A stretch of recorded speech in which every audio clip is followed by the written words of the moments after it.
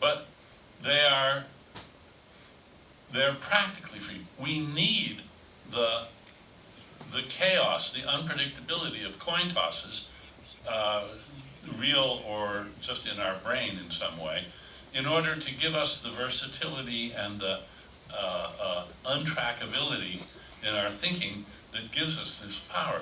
But we've got it.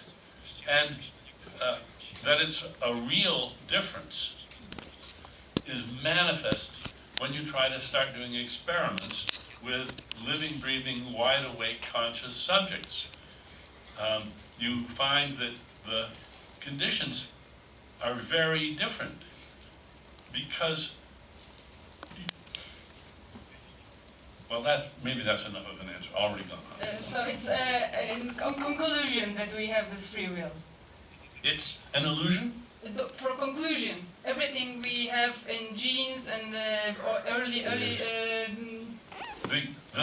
and in conclusion we have this free will of ours. We have free will. I understand this way. There's no incompatibility between determinism and free will. There's no incompatibility at all. There's incompatibility, you might say, between simple determinism and free will. If you've got a...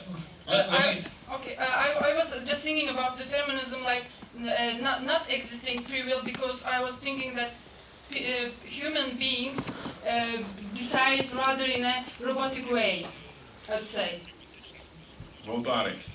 I'm glad you said that, because there's robotic and robotic.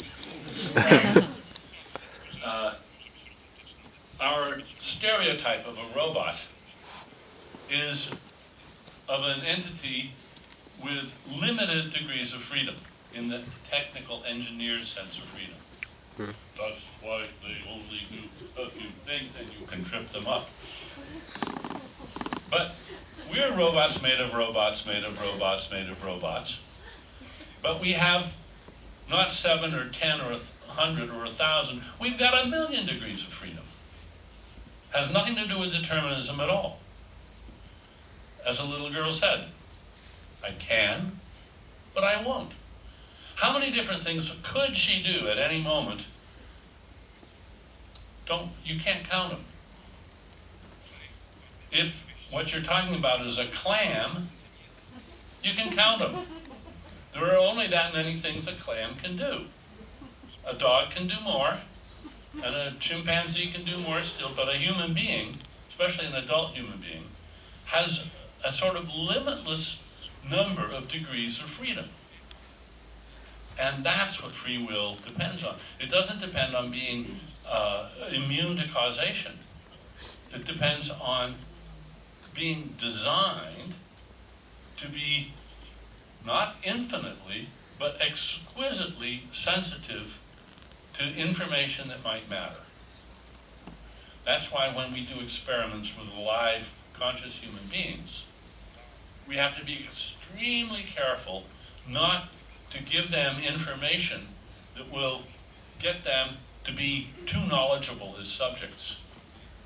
We have to make sure that every subject gets exactly the same induction, exactly the same briefing, exactly the same training. And then we have to be careful to try to motivate them all the same. Because otherwise, and think about motivation. Psychologists have this great problem. What do you do when half the subjects in your experiment are getting too bored to finish the assignment? Happens all the time, and it destroys the experiment. Because they can. Because they can think about going off with their friends, or going to a movie, or what can I do to upset this stupid psychologist? A turtle can't have that thought, but a human being can. That's what our free will is.